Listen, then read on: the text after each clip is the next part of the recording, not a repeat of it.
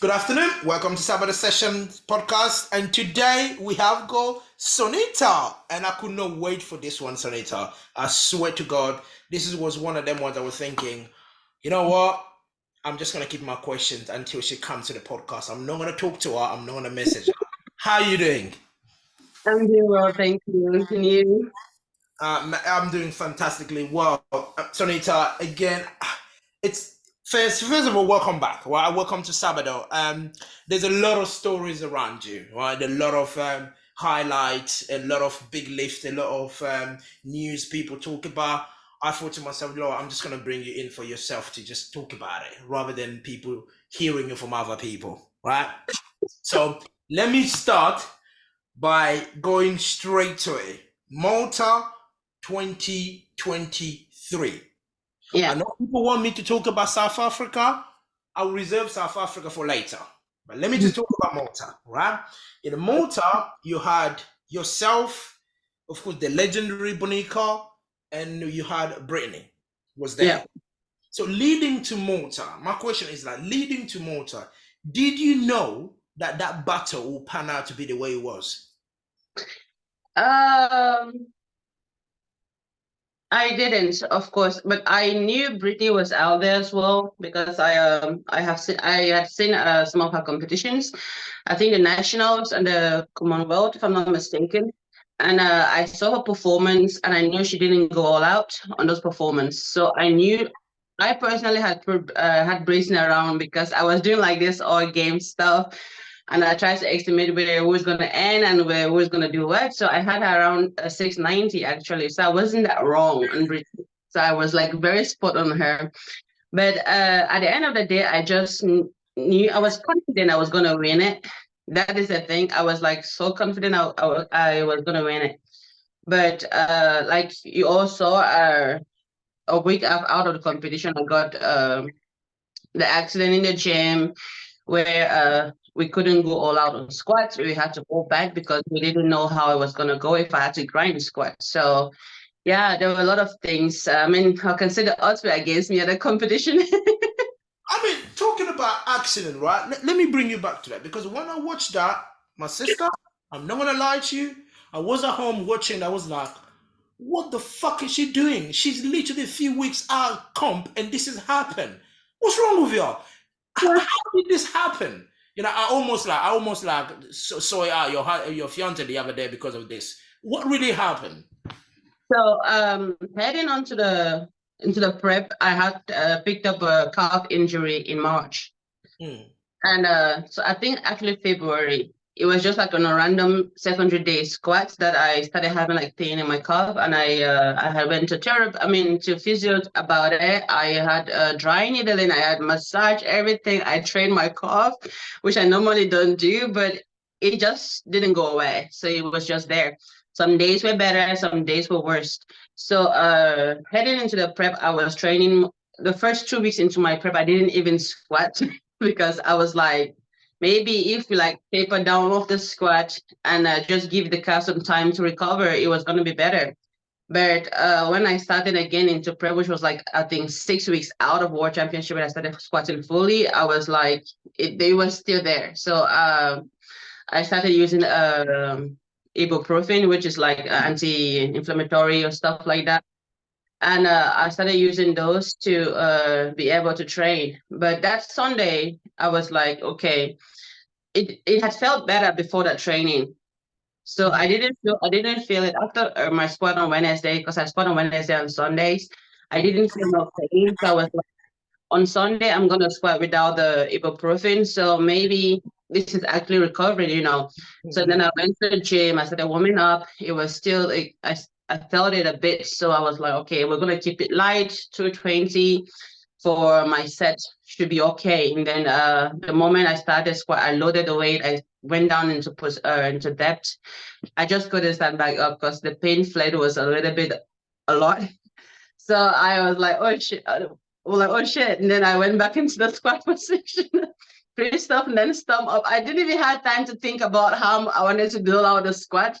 Christoph stump up to me, and then in the process of trying to help me, he lifted my hips, which the bar rolled completely forward. Mhm. And I mean, the funny thing is, right, for you to go through what you went through on that day, because again, I'm not gonna lie to you, right? A lot of people have watched this around the world because again, you're such a open and transparent lifter. You're not like those other people there that train and hide their crap. You know what I mean? But you don't do that. I mean, when we watch that, Sonita, in Malta, I was worried for you. I was scared. I literally said to myself, "You're coming to Malta." Until then, up until then, you was the woman to be. Do you know what I yeah, mean? The way I you, was I confident. mean, at that point, I was to myself, "I'm not gonna celebrate too early because after that squat in accident, I Yeah, literally I kid you not, I trusted your strength, but I did not have the confidence for you and to come out the way you did that. And then you uh, squatting 285.5 kilo. How? the Wednesday before the Sunday where the accident happened, I had done 280.5, which was supposed to be my second attempt on squats. So Man, that's indie joining. Gone. so it was just like after that accident, I was in so much pain. I remember crying so hard in the gym. You would never see me cry. I mean, when it comes to this sport, I am as strong mentally as I am physically. So Mhm. me to that point where I was bawling my ass, my eyes out. I mean, again, saying about crying again, like there's one thing a lot of people don't realize. As much as we are strong lifters, we do what we do. By the end of the day, we're human beings. When things don't go well, they don't go well. Not always things go well. Do you know what I mean? So, I came to the squad and I out of the bar when I got up, I was in so much pain. And at that moment, all I could think about is I messed up. mm, Like this is done. Like I worked so hard for it and I just ruined everything. So it was, and my emotions got like the better part of me. And I was like, I told Christoph, like, I think this is it. I'm not gonna make it to the world championship. And I was crying. I was texting Joey. I just had an accident and I'm in so much pain. I think I'm not gonna make it.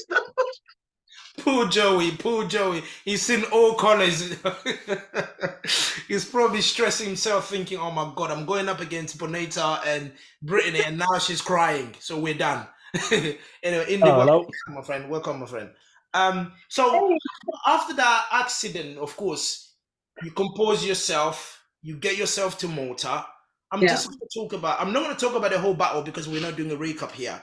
Indy, if you have any question for performance in Malta, you can jump in. But you go to that squat session in Malta before even warm up. What was going on in your mind?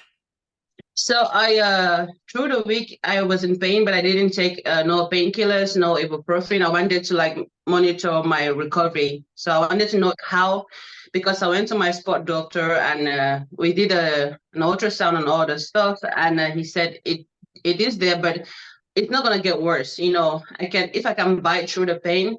He said, I'm going to advise you from an athlete point of view, because he's a sport doctor, which means he was supposed to be like, no, you're not going to compete. But he said he understands the work I have put in. So he advised me I can compete. It's not going to get worse. Like same with my calf. My calf was still there. It was still as painful.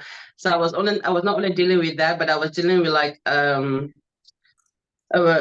a tear in the infraspinatus on my right shoulder, and also I had a small tear in the supraspinatus muscle from falling from my step 3 weeks out of the World Championships. You had all problems. Jesus Christ, woman. How did you survive? So I was during the last week heading into the World Championship. I was like, I'm gonna, because Joey was so positive about it. Christian was also so positive. He's like, don't make no decision at the moment. You still have 1 week to see how you feel, and you can make that decision last minute. So just try focus on recovery at the moment. Mhm. And so I did that, and I traveled to Malta. But I was, no, on Friday, I think I did my training on Wednesday, but it was so painful. I could barely get under the bar, like into position. That was like horrible. So I went there and I was like, we took painkillers and ibuprofen with us in case that's my last resort at the competition, and we're gonna. Mm. So the night before the Saturday evening, I took like one ibuprofen before I went to sleep. And then I woke up in the morning, I just dozed up on it. I took like one in the morning before I went to it, and I took like another one. Just to make sure pain go away. Let me go through the squats. In my mind, I was like, I had come this far. This is not a point for me to like back out. So I'm gonna do what I can do. We're gonna do everything that is possible at the moment and just see what we can. I mean, what we end up with. So that was like, I was like, I'm not a quitter. I'm not gonna quit now. This is not the time for me to quit because I I mean, I felt like I was gonna disappoint a lot of people and I was gonna disappoint myself. So my mom also had been looking forward to that competition, and she was there as well. So for me in general, I had my whole family there with me, and it was mentally like, I mean, it was like a mental support, not physically, but like mental support that I knew that they were all there because they believe in me, and so that was like the reason why I'm like I'm gonna push through. I mean, I've had worse, so this is not the worst. I mean, to be honest with you, like every time you're competing, you always bring people. Do you know what I mean? In South Africa, you bought the whole village. Do you know what I mean? So India, you missed that. South Africa, Sonita bought the entire village. I was watching. Don't worry, I was watching. So you know what I mean. And in Sheffield, oh god, I don't even want to talk about it. I'm gonna ask Now you. we know. Now we know why they sold out so soon. Exactly. It's just Sonita's supporters. Exactly. So that would be incredible. And again, like I think, of course, you went to the squat in Malta, and we all know the results. And in terms of like even the championship itself, Britain came in, as you said. You and Britain are really good friends. I spoke to Britain, and she said the exact same thing. She echoed the exact same thing in terms of like you've always been open and transparent in terms of your conversation. So you already knew what Britain was going to hit, and she probably had something in mind what you possibly might be able to hit on that day. And it went the way it went. But the moment that people spoke about in South Africa was not even the performance. It was not even what happened. Is, of course, I'm going to bring it up a little bit because it's you. Is the Bonica moment on the platform, right? My question to you is, how's your relationship with Bonica now? In terms of like all of that happened, have you spoken to her, or have you guys squashed anything like, oh, you know what, just be a bitch, I don't give a shit? So the thing is, I haven't really talked about the Bonica situation since the World Championships. I have not talked anything. I respect what she has done in the sports. I mean, she's built such a legacy for herself, and I completely respect that. And yeah, but I think we don't have any relationship with each other at the moment. It's like non-existent. I have nothing against Bonica. Really nothing. I mean, I just saw her as somebody I wanted to beat. I was like, if this lady can do it, I can do it myself, which is sort of like a motivation for me. But I feel like things went really bad between us at the World Championships. And it's like I came into the warm-up room. I was warming up in the warm-up. On Friday, Joey said I should go and do a small training to see how I feel. So I went there, and then she came in with her team, and then she stormed out, right? So I was like, I did nothing wrong. I was just there. So and then when I was at the venue, one of my people from Belgium, or someone from Belgium, sent me a message like she waited in the lobby until you were gone before she came in. And I was like, where did I go wrong with Monica? Like, what did I do? But in general, I'm that kind of person, and nobody lives rent-free in my head. So you don't have to pay rent. You better be paying rent because this head, like, different in the head. So that is I'll never understand that. I'll never understand it. Honestly, it goes straight over my head, that level of petty.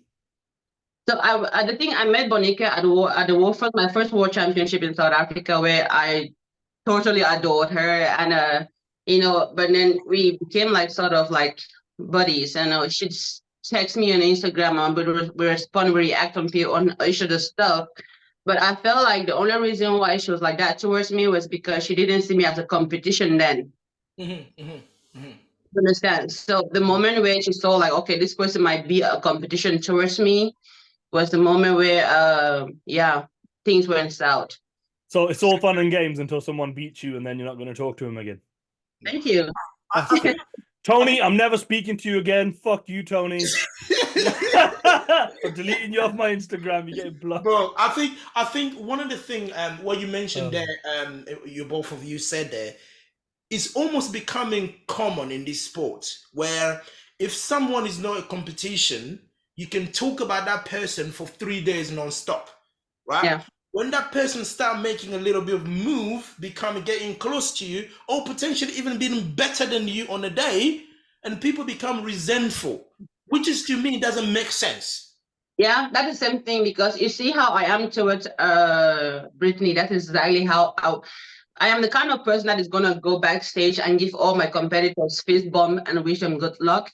I mean, last year in 2022, not last year, the year before, I was at Euros. I was like my first Euros in 2022, where I was going against Amelie Megier and Amelie Leach.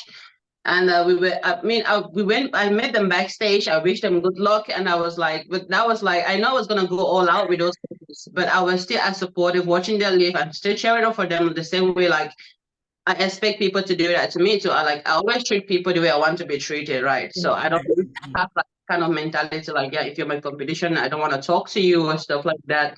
That is just not me. So I completely understand, I mean, how this went south. Because I remember when we were back at the hotel, and I was still I was still down because I didn't win. Of course, I was so disappointed in myself. And I went back there and I said, let me watch the competition again, you know. And then I saw that at the medal ceremony where they called me on the stage, and she took her phone and she started texting.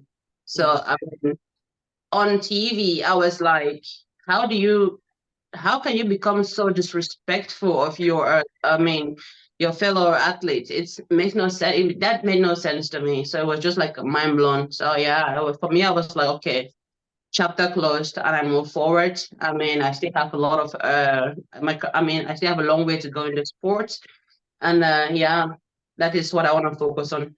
I think one thing which you said there, right? We don't take away for what she achieved, but of course, I'm not making this podcast to be just about her. But this is something that we need to talk about because it was out there in the media, and people didn't really get your thoughts. They didn't get Brittany's thought. Because I'm glad I had both of you on the podcast this year to talk about it, because we can't take away what she's done in the sport. But I think that little actions she did almost has squashed, you know, basically her personality and the respect that she deserves around the world. Because again, I respect the woman. What the woman has done in the sport, you can't take that away from her. She's a legend. She's a living legend. She'll go down as one of the best ever.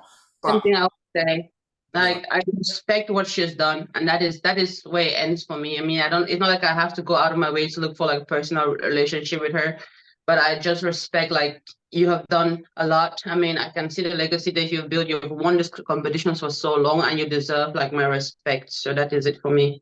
Yeah, I mean, I agree with you. I mean, yeah, going back to Sheffield now, I know Sheffield came in last year. You watched Sheffield at home, right? And Bonica, talking about Bonica, she was the one representing that weight class on Sheffield, and she did an amazing job, you know what I mean, in terms of like her lifting last year in Sheffield. What was your impression when you were watching the entire event at home in Belgium? Yes, okay, before Sheffield, because before Sheffield came, Bonica, I mean, attitude toward me had already changed. Yeah. But when that I saw that clearly when Joey posted, Joey said I deserved a wild card on the comments on the post of SBD. And SBD, sorry, I always say SBD because that is how we say AB. The alphabet is in Dutch, so I say SBD. Right, that's all right, yeah. So I already saw that. So I was like, okay, it was just the way she came for Joey for mentioning me that I deserved, and I'm a hard worker, that I work hard and I deserve to go to Sheffield as well. And then she went on her story for 2 days straight, if I'm not mistaken, like saying why they shouldn't use European as a qualification means for Sheffield, and how she was against it and all the stuff. I'm like, is it simply because I was mentioned because I might be a competitor for you? She was like really just mad about it. So in my mind, I was like, whatever she does at Sheffield for squat, I'm gonna double it in the gym. Amen. That, India, are you listening to this? You know, Yeah. you have the strength to say, okay, whatever my competitor does as a world record at Sheffield, I will double it in the gym. Yeah. That's what you can do. You know, only people that you can do. You can do on the squat, Indy can do on the deadlift for Tony Cliff. So, do you know what I mean? So, I've done it on the debt. It's fine, but it's fine. Fuck you, exactly. Tony. I'm not speaking to you. You know, you guys are just incredible. But again, Ram, no considering the Europeans for Sheffield. Come on, mate. Come on. Anyway, I'm not gonna open that kind of worm. Anyway, let's move on from that. So yeah, go. Before I believe that I could beat Bonica. I did believe that, and I believe that I could. I could definitely take the world record from squat and all those stuff. I did believe that. Really, it wasn't like if it was possible for me. It was just a matter of when that was gonna. You showed it. I was there in Poland. Indy was there as well. When you compete in that December, you showed the strength was there. Yeah. Do you know what I mean? It's not even like a joke. The fact is there. Do you know what I mean? The world record for you to take on the squat or on the total, it was not something like you change shit. You're not changing shit. It was reality. You know? So, Yeah. but people took it away. They took it. It is what it is. We move on from it. It's fine. Of course, Sheffield happened. You watch it from home. Did you make Sheffield your goal leading to 2023? You know, thinking, okay, I'm going to go to World and I need that card. I need that qualification to Sheffield. The thing is, I knew I was going to win World, so I already knew I was going to get my qualification. I love that confidence. I wish all of us were like that, Indy. We're not there yet. But so was it them ones like, I'm gonna win World? I will show. Basically, the world stage really did represent a better platform for you to almost put your talk into action. Because again, as you said, you were confident you were able to be Bonica. You were confident that you had the world record total in you. And then what a better stage than the World Championship when you had other competitors, not just two of you. Do you know what I mean? Yeah. There's other competitors out there. So leading to Malta now, this year, last year, how was training? Because I know South Africa was a lot of ups and downs. What about leading to Malta? How was it? So I think after South Africa, I decided like no more sumo for me because I had like no room because I was gaining weight. That was my first. I was 6 months into the weight class, into the plus, and I was at 105. So I was gaining, and sumo was becoming difficult. So my frustration with sumo ended in South Africa. So when I came back, I'm like, nope, no more sumo for me. So you start pulling weight like a normal person, like what Indy does. Yeah. You fucking. Yeah. I dived into conventional, and I was surprised because I picked up very fast on conventional, and ending that year, I was like, I think I pulled like almost 270 in the gym and all the stuff conventional wise. So it was like really going well. So the prep for World Championship for Malta was I think it was smooth. I did push myself quite hard just to make a point, I think, during Sheffield. And I guess it worked out well. about this, but Be free. the week after Sheffield, I went for the double. Even I already had a calf pain during that time because it was like literally barely. It was 4 days after Sheffield. I think 3 days, 4 days after Sheffield that I had to do the squat, where I took 285 for doubles, and I failed the second rep. So I was like, I knew I could do it. I was confident I could do 285 for doubles because I had done 280 for 275 for doubles, and I did 280 for single, and then the next week I had doubles, so I wanted to do 285 for doubles. So so I was like, okay, no, we're not gonna grind squat today because I also had to do a very heavy deadlift. So I was like, I'm not gonna grind squat today, but I'm just gonna see how this moves. So when I came to the second rep, I felt like this was a bit too heavy than I anticipated. So I didn't push through. So in my mind, I could have grind that through, but I was like, nah, let's leave it for today. But even in Malta, right? Talking about you switching to sumo after South Africa, in Malta, if I'm right, you pulled for the world record. Yeah, no, I didn't. I didn't go for the world record. The thing is, so during squats, a lot went on in Malta that I was very disappointed, frustrated with. So because of the injury, we had to lower my attempts. We had to reduce my openness and all the stuff. So I ended up opening at 260. But normally, my plan, I'm talking about deadlift. Didn't you pull 260.5 as your yeah, second? That no, 260.5 for second, but I went for 267.5 for third. But that was not the record. That was half kilo below the record. But yeah. my goal was literally not the record actually, because I know Nat, I had Nat. I was like, okay, I'm gonna leave that for her. So I'm not gonna. I mean, to be honest, That's right? The second attempt, the 260.5, that was a record right there.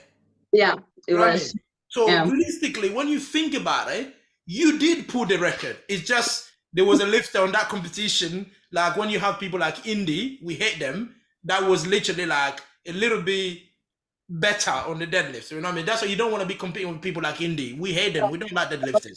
So yeah, but you shut your whole mouth. but you did pull for the record. You did. No. But I mean, that was really my goal. Like I wanted to extend for the squat. The thing is, I lost a chip on the squat. Mm-hmm. Right, I lost a chip on the squat. I was supposed to do 286 for my third attempt, but the loaded 285.5. So I lost the chip there. Also, So you can't say people like Indy. Sonita's deadlift's world class, so it's people like you. Sonita's on my team. I said. What are you on about? I said we can't compete against people like you because Why? Sonita has a big deadlift. It's world class, elite level, unlike yours, so she can. My deadlifts are not that far off. Fuck off. Anyway. Yeah, it is. it's only 45. It's only 30. What are you about? And it just doubled your bloody subtotal on his deadlift. You're talking about fucking leave me alone. Leave me alone. Anyway, let's go back to Sonita. Don't mind Indy. Indy's just a hater. Anyway, so going back, so basically, to me, what you're saying to me is Malta became, as much as of course you had the accident that we spoke about, we touched on that earlier. Malta became a competition for almost like Sonita to prove a point after everything that went on after the Euros, you know? Yeah. And then as much as you didn't win, did you feel like you proved that point on that day? No. Everything was satisfied with my performance. So it was, I had like that feeling in me, when you compete and you know that you get your all, I mean, the outcome doesn't matter. But I knew that I could have done more. I knew that I could have done more. So that unsatisfied feeling like lingered with me like for after the competition for like months. It was just frustration and I wasn't happy with the result. I always wanted to be the one. I wanted to defeat Bonica, but that was not how I wanted it to go down. So I had wanted for like a head-to-head battle with her and then come out winning. That was my goal. My goal was never really to like just, win whatever because of like whatever happened. It was to have like that head-to-head battle with her and then come out like, Is it something you're still looking forward to? Because the reality is, as much as like I know this might sound really stupid, but Bonica can always say, I've never had a head-to-head battle with Sonita. So no matter, even if Sonita is 30 kilo ahead of me on the total, but still we have not had a head-to-head battle yet, even though she bombed out in Malta. Is it something that you're looking forward to think like, okay, I still want a head-to-head battle? I did pick Bonica for a wild card. She was my choice of she was one of my choice. I picked three people, and because they did made a post about who you expect, or who you want to be the wild card. So I did pick Bonica because I still won my battle. Okay. Yeah, that's interesting because that is something. That's not a way to look at it though. Like you still went head to head. Like if you bombed out, like that's regardless of the fact, you still went head to head and lost. Do you know what I mean? Yeah. You can't say that in my eyes. Like the battle's done.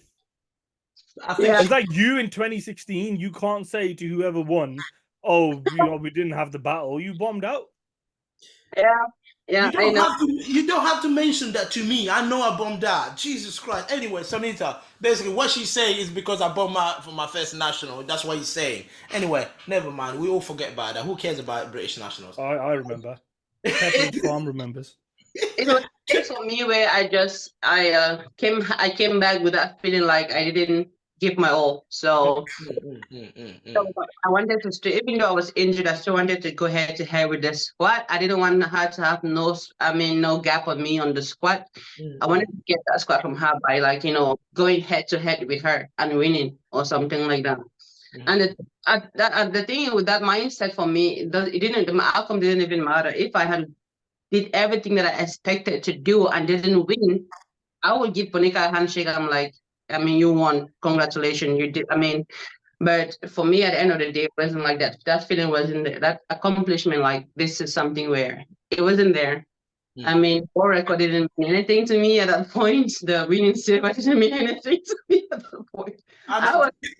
You're on the top of your game, so you're on the top of your game at the moment. No disrespect to all the rest of the ladies around the world, but when I say that, people think I'm gonna say something nasty. No, what I'm saying is those records for you, they'll be becoming second attempt, openers, or whatever. So it's not at the moment. It's not really important. What's important is as you said, your battle, and then the records. You can take the records anytime you want because you're on the top of your game. You know what I mean? Leading to, of course, Sheffield this year, you got your wild card. And I went to Tartu for people like us that are not strong, that are not world class, to do our European Championship. And then look at my corner, who I see? Sonita. All the world class athletes are out there waiting to go to Sheffield, and she turned up to the European. What the fuck are you thinking? What was you thinking?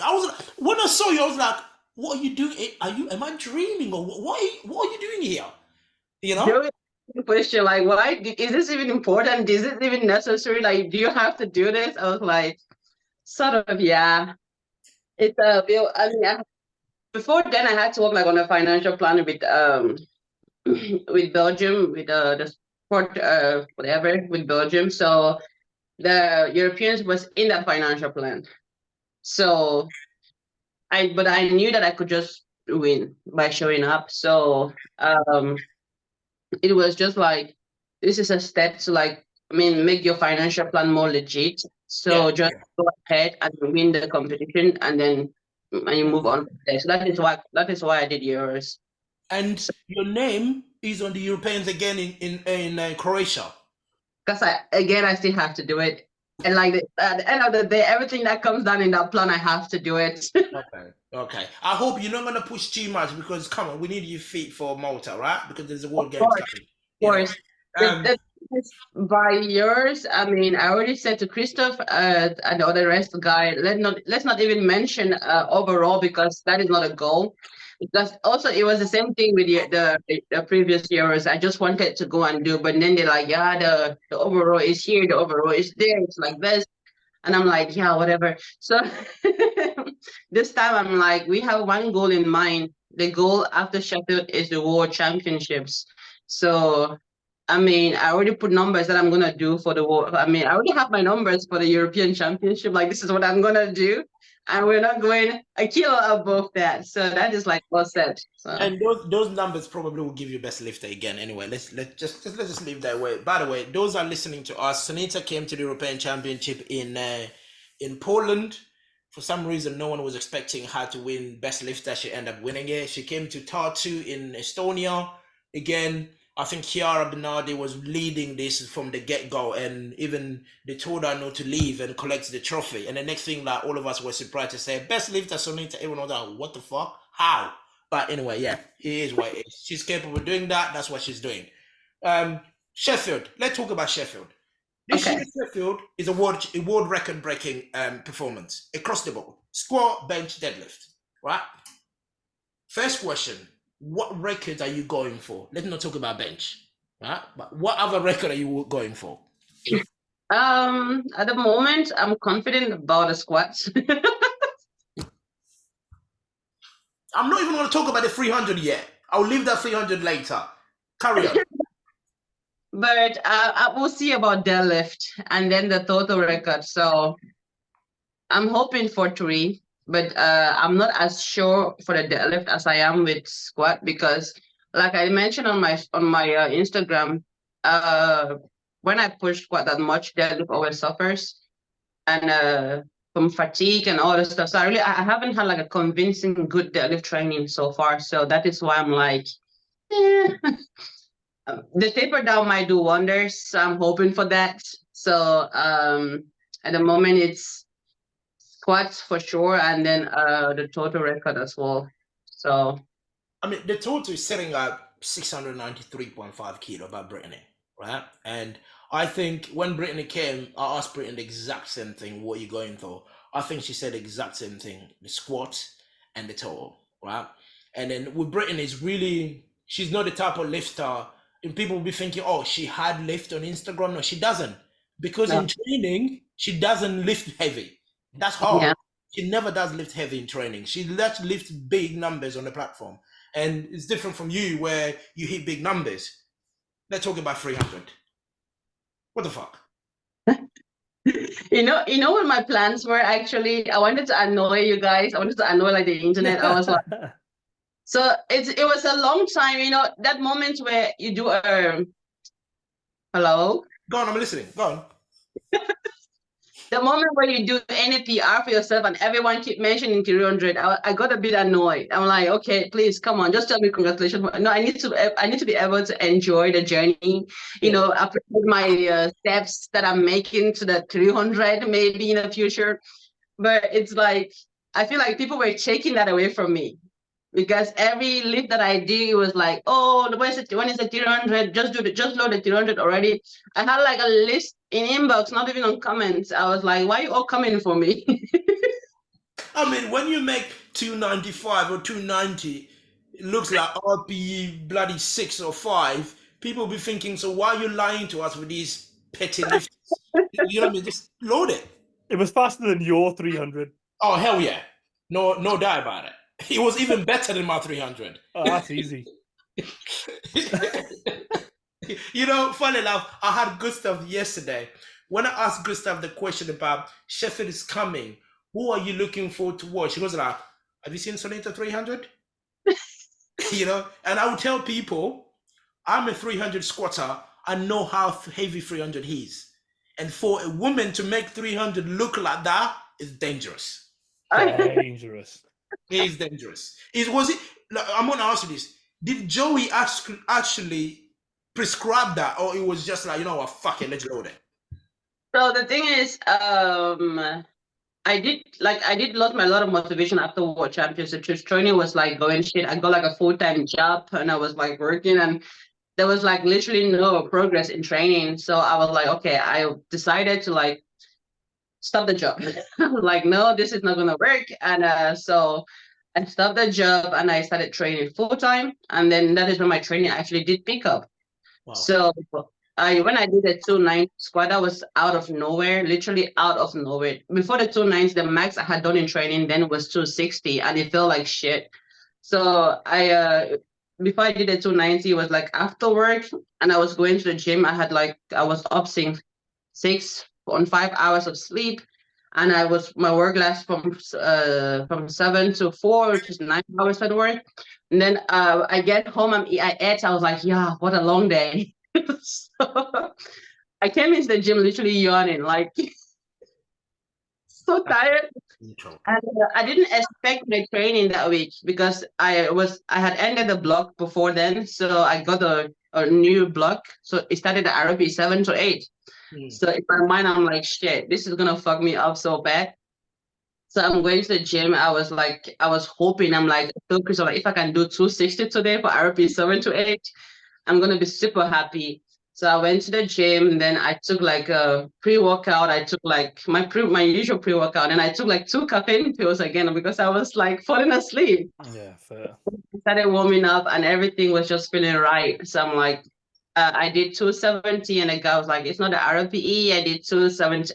The thing is, I went from 270 to 280 and to 290, I think.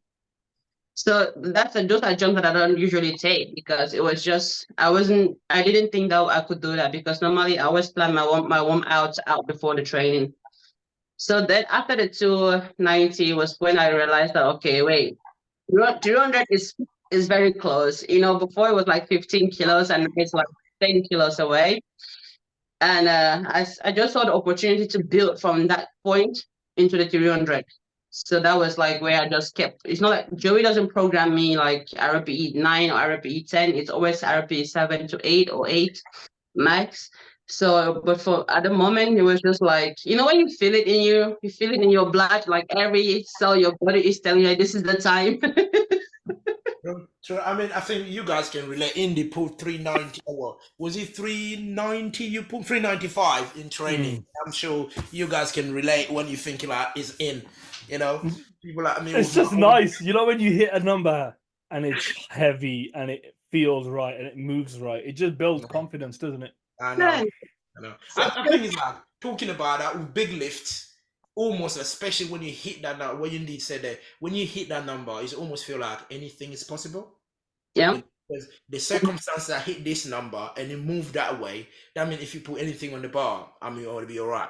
I mean, But the thing is, Sonita went up to hit the right RPE. I was under on my RPE, and I was like, nah, I'm not going to go for 400. I just wanted to piss people off. Like, if I was Sonita, I would have done 299.5. The plan. That was because I wanted to piss people off because they've been coming for me for the 200 so bad. I wanted to do like 299.5. Yeah, that was like I would have done it. I genuinely would have done it. Oh God, look, don't talk like that. I got heavy squat later after this call, so I'm gonna have to piss people off then, I guess. Anyway, moving on. So you hit 300 in training. You said you got for the world record squat. We spoke about squat at Sheffield. So what numbers are we thinking here, Sonita? If you are honest, because you've been transparent here, right? You're only going up against Brittany, and you already know where Brittany is, right? Yeah. What are we talking about here? What top end are we talking? We're gonna load in Sheffield. To be honest with you, this is me being honest because this is the same thing I told the guys after I finished like the 201 squat. It was 201 kilos. Oh, so I forgot your 1 kilo. Sorry. Let's add that one, sir. 301. I hate the internet. I didn't want to do 200. It was like buy the picture on it.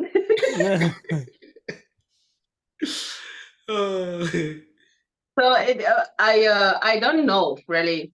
It's the thing is when I went to the training that was like my first block after Euros. Heading to the 300 squat. That was like my first block after Euros. When I did the 295, I wanted to like stop there and taper back down.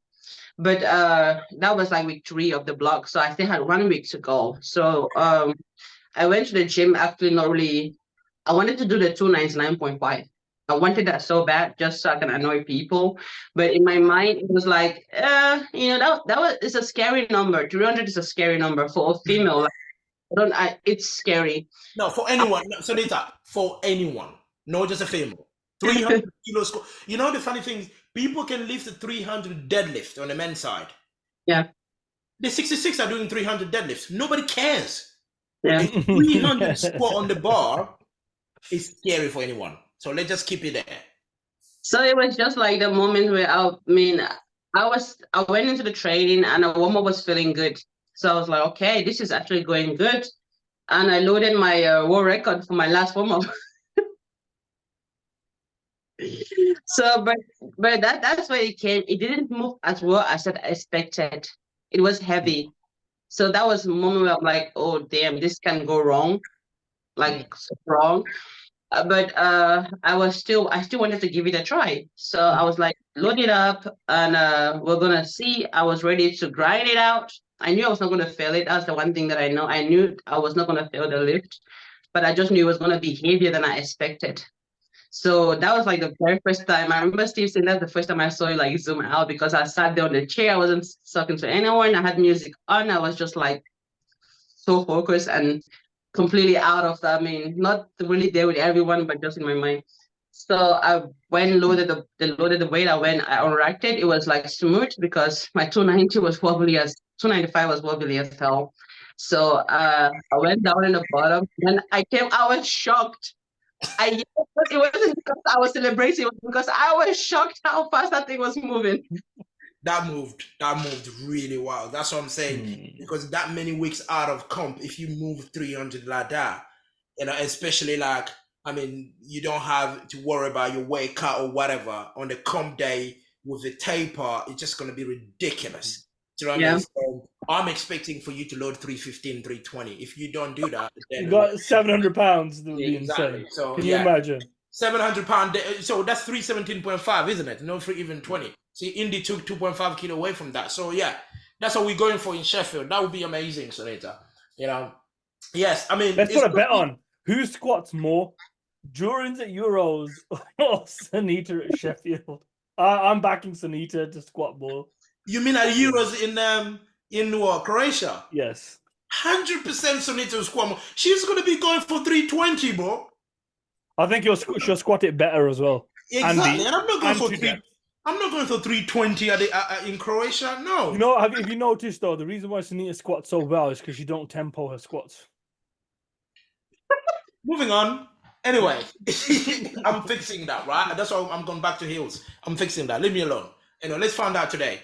So yeah, Sonita, again, of course, we're talking about big numbers here in Sheffield in terms of the squat, and that will be a battle between you and Brittany, but we all know you've squatted 300. Probably Brittany watching thinking, oh, for fuck's sake, really? Do you know what I mean? That is probably what she thought. And then the deadlift, it is what it is.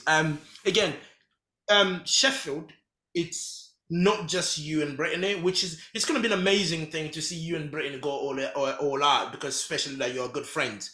There will be other women as well, right? Yeah. So in terms of like winning Sheffield, as I said, the world record at your weight class, I think is 693.5 kilos. And then what world record are we talking of? What's Sonita top end on the total? We have to get a number that is over 700 kilos. I'm hoping to end somewhere around. This is not a good thing for me to say numbers. No, it's fine. It's fine. This is a safe place. It's only for me and Durans. No one else is gonna know. My calculation, being on the safe side, I'm putting myself around 725. So that is like me stepping out, like the risk that I can take and all the stuff. I put myself, that's like my second attempt deadlift, I put myself at 725. That's Mo's dream numbers. 725 kilo, Sonita, it's huge. It's a big number. So again, I remember breaking the 700 barrier and thinking, yo, that's it. Strong now. we all thought that. As soon as you hit that 700, be like, whoo, So 725, what I've given you, 305 squat, right? See, I took 12 kilos from Indy, 305, 150 bench, and 270 deadlift, right? 150 bench and 305 deadlift, 305 squat. Those are second attempt. You can't even charge shit to me. Right? Those are second. Off record, I hope to do, I think 310 is a safe number for me at the Sheffield for squats. Safe, So 730 already. But the thing is, I'm a bit, because if I push that hard on squat, it's going to take off on deadlift. So that's why I'm saying, to be safe, to have a safe number for me, I am putting myself at 325 for my second attempt deadlift, which I hope to be around 265, And then if I didn't have to push any further, then I'm pushing like above 330. So that is like the goal. So it's I always try to stay safe first and then see how much I can add on it. That's what I do. 725 would really give you a big jump on percentage in terms of like winning Sheffield or placing yourself as high as possible on that platform. Have you been watching other women across the board in terms of the training? What has impressed you so far? The thing is, Leah is not really posting anything. Karagara is not posting anything. It's hard to see where they are, if they're really not just posting. The only person that is posting is Agatha. And yeah, I mean, she's curtain down. We never know where she's gonna end. That is a bit hard to say. And yeah, I did like some weird, some numbers up, and I think I have her around 580 for total. And which I think my bet is on her to win the weight class, because she's the only one posting. She's the only one I see stuff from. So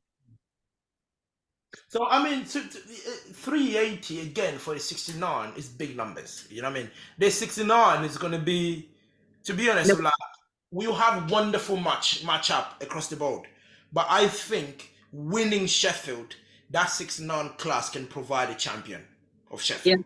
If they Yeah. go all out, they have a better competition. That's what we Yeah. were expecting. But again, when you have someone that's scoring 310 kilo from the first round of squat, it does scares everybody. Don't get me wrong. That will freak out everybody. So that's the trump card that you have. You come out the gate with 310, everyone will be like, what the fuck? What are we gonna do next? You almost like you don't know what to do. You know, that's when you need better handlers in Iran. So who's gonna be handling you, Sonita? Christoph is gonna handle me. We work better together. Because he communicates with me through, so that's why I prefer for him to handle me. The thing is, Joey is my coach, but Joey also has a lot of athlete there. And so my goal was to have someone that is main focus was on me. And so far I've worked with Christoph in all of my competitions. And yeah, and I feel like if he was with me backstage in Malta, we would have won the competition as well. So Oh, Christoph didn't handle you in Malta. No. I had a different team. He had a ban for competing in his own federation for 1 year, so he couldn't handle me in Malta. So that good old one, isn't it? Yeah. Fucking fantastic rule. Yeah, fantastic rule. And we got the news like few weeks out of World Championships. That was crazy. I was like sitting there like, we have made all these plans, and he's not gonna be there.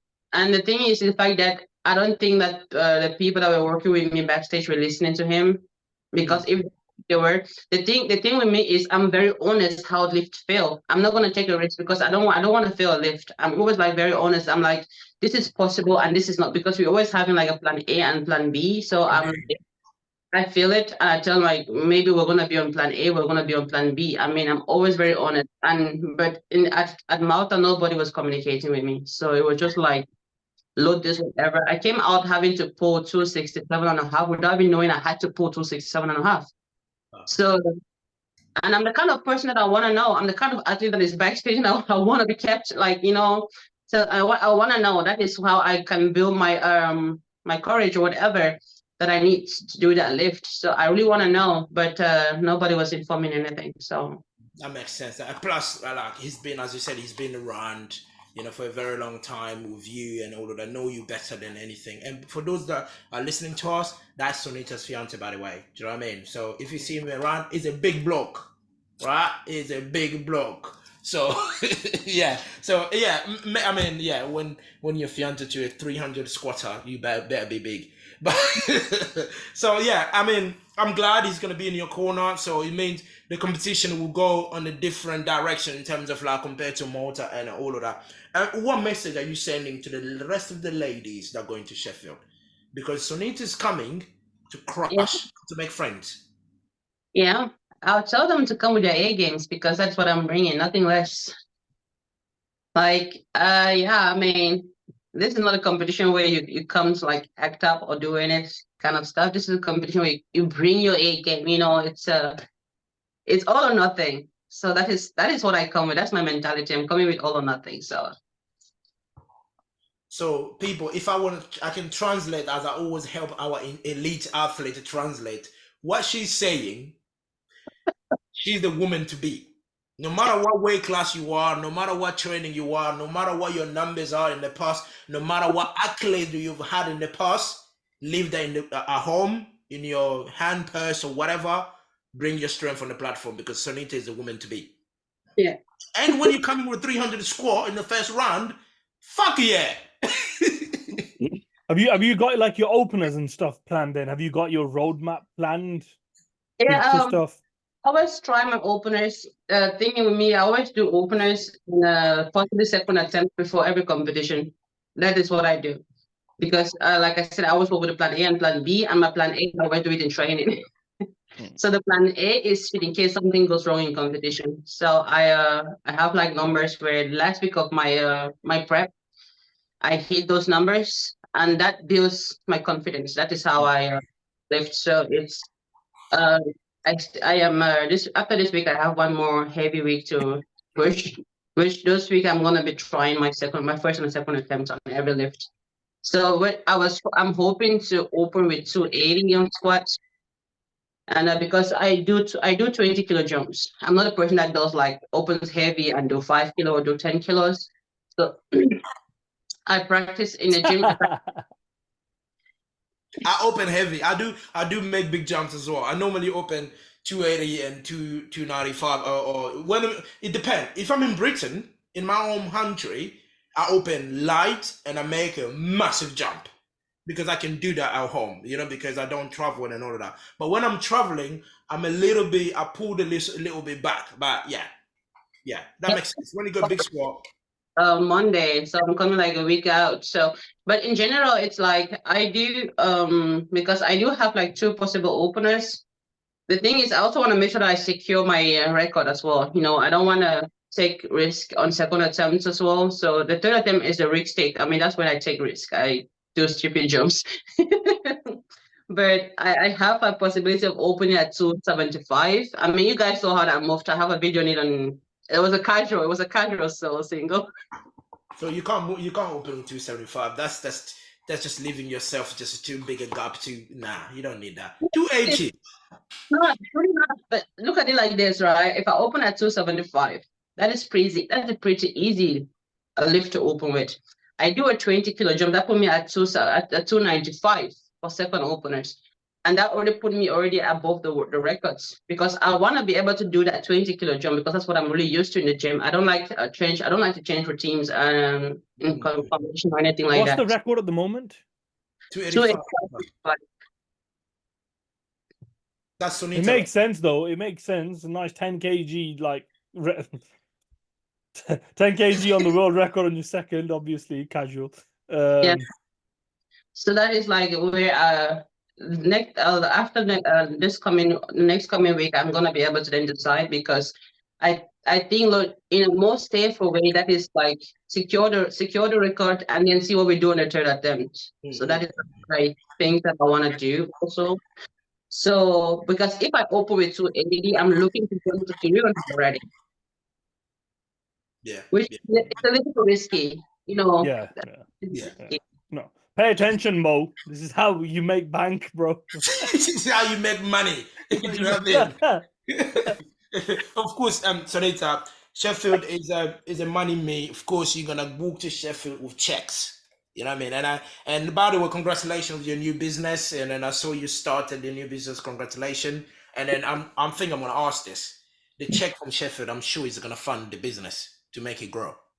Yeah, it is. But the thing is also that the business I had saved for it already on my own. So that was something that I had planned in a long run.